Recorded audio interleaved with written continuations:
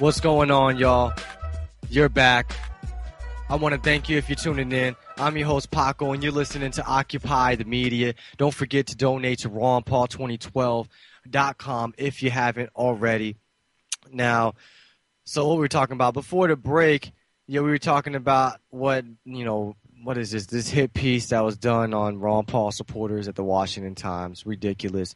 But he did make a point that did make me think of something I never thought of before, and that's the fact that if Ron Paul was to get the nomination, that maybe they'll just have Mitt Romney join another, create another party or whatever, conservative party, like this dude was saying, which is a joke. But then if they keep Mitt Romney in, then I guess they would just keep the perception that Mitt Romney is still the voters' choice. But because Ron Paul supporters are more hungry, I guess, or whatever, we were able to take over the convention. So, and then that would be a whole nother reason to keep ignoring Ron Paul. You know what I'm saying? And then that would just mean that there would be multiple people running. And they might try and do that. Just have it to where there's multiple people. Keep Ron Paul, keep Mitt Romney, keep the Libertarian candidate, Gary Johnson. Who knows? Try to add another party. Make this a presidential race of multiple people so they can try and dilute the vote. Who knows, man? They got so many tricks up their sleeves. Who knows what they're going to try to do? Okay, what else is going on? Okay, yeah, I want to jump into this interview before we run out of time. Landmark lawsuit by U.S. homeowners implicates Obama and big banks in massive global laundering scheme. A new lawsuit, which is bordering on the unbelievable, implicates that Obama administration is some of the world's largest banks and the largest international money laundering case in history. This global money laundering network was allegedly formed during the administration. During the Obama administration to help banks rob U.S. homeowners through offshore affiliates in infamous tax havens and money laundering hubs like the Cayman Island, Isle of Man, Luxembourg, and Malaysia. A press release published by MarketWatch, MarketWire on April 23rd, 2012 by America's Spire Law Group revealed that a mass tort action on behalf of homeowners across the United States has been filed in the Supreme Court of New York, County of Kings. The release states that the suit implicates every major bank servicer and their subsidiaries, as well as the Obama administration, which allegedly was privately ratifying the formation of shell corporations in violation of not only the USA Patriot Act, but also state and federal law as well. This is all while the administration was very publicly encouraging homeowners to modify their loans, of course. The suit, which has been assigned index number 500827 and was filed by the Spire Law Group and their affiliates and partners throughout the United States, also alleges that Bank of America, J.P. Morgan, Wells Fargo, Citibank, Citigroup, One West Bank, among other federally chartered banks, stole hundreds of millions of dollars from U.S. homeowners through little-known offshore companies. The money was then laundered through offshore corporations, and surprisingly, the suit is quite explicit in identifying specific companies as well as the countries they are located in, which were used to help defraud huge sums of money from Americans. These activities are violations of the guidelines of the Federal Deposit Insurance Corporation, the FDIC, New York state law, not to mention other states as well as federal law. The Columbus, Ohio-based trial lawyer and author Eric Wittenberg made some quite heated statements on behalf of the plaintiffs in the case. Quote, "The laundering of trillions of dollars of U.S. taxpayer money and the wrongful takings of the homes of those taxpayers was known by the administration and expressly supported by it. Evidence uncovered by the plaintiffs revealed that the administration ignored its own agency's reports and reports from the Department of Homeland Security about this situation dating as far back as 2010, Wittenberg said. Quote, worse, the administration purported to endorse a national bank settlement without disclosing or having any public discourse whatsoever about the thousands of foreign tax havens now wholly owned by our nation's banks. Fortunately, no homeowner is bound to enter into this fraudulent bank settlement." But this is the change candidate. This is the change we wanted.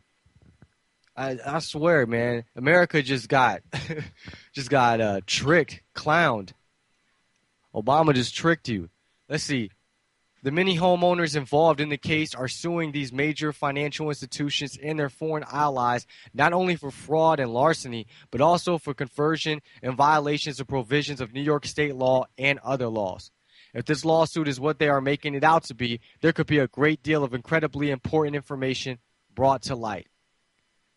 Let's see here. The press release states, the lawsuit explains why loans were in general rarely modified after 2009. It explains why the entire bank crisis worsened, crippling the economy of the United States and stripping countless homeowners of their piece of the American dream.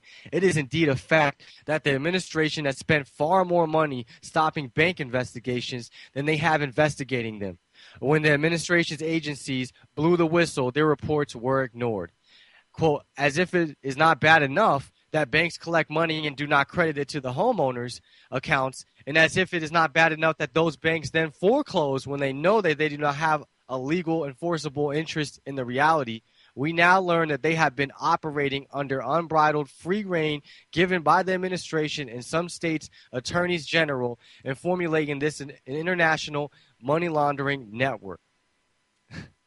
Now that the light of the day has been shined on it, I believe we can all rest assured that the beginning of the end of the bank crisis has arrived, he added. All I can say is I hope he is right. The truly one of the most outstanding cases which has come to light in recent history, to say the least. If this case is successful, it could very well mean a major blow to the entire corrupt global financial system.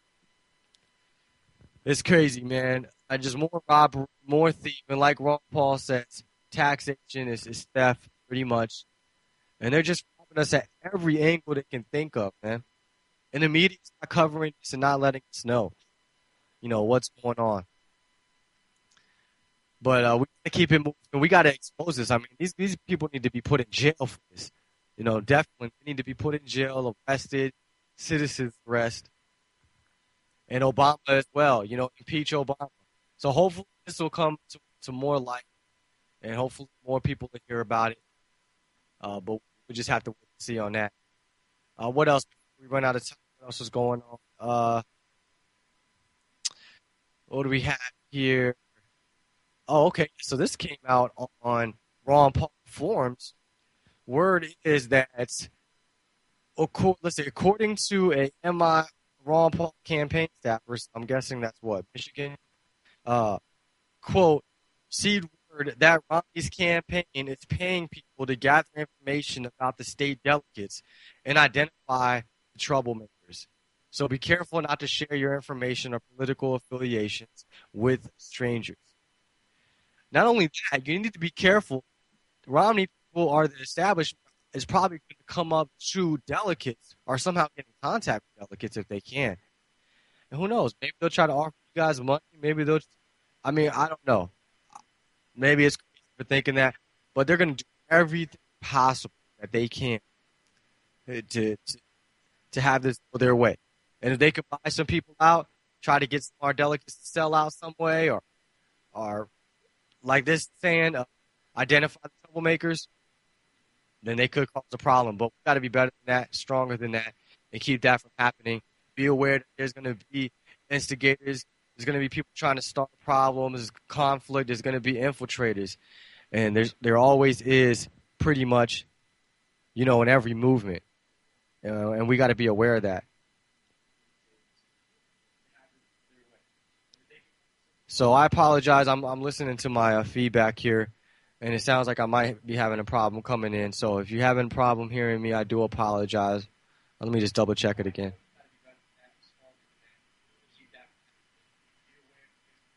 Okay, so yeah, I do apologize. We'll try to get that fixed for the next hour. But yeah, coming up next hour, we'll have some more headlines. See if I can get some more clips for you guys. And don't forget that I am on Facebook. Paco Elijah is 2 words. Paco Elijah, or YouTube, Paco757. On RonPaulRadio.com, Monday through Friday, 10 to noon Eastern Time. And 3 to 5 p.m. Eastern Time. So you guys be sure to check me out. And what else? If you haven't joined already, very important, watchthevote2012.com. Watchthevote2012.com on Facebook.